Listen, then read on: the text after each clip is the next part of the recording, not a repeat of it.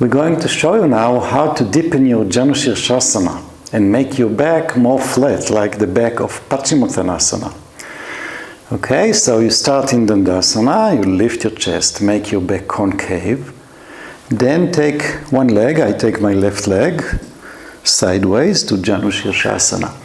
You need a belt, so it should be quite a long belt, and you make a small loop in the belt, and you put it on the straight foot.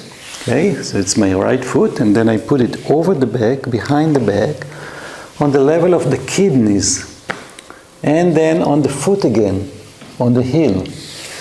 Okay, and then I pull with my left leg, left arm, and flatten the left side of my back, which usually tends to stick out. So you descend it down and you make it more concave. And then you can catch closer with the hand, left hand, and pull. And then bar shows from the back how the belt is positioned and how much the bent leg side of the back can go deep in.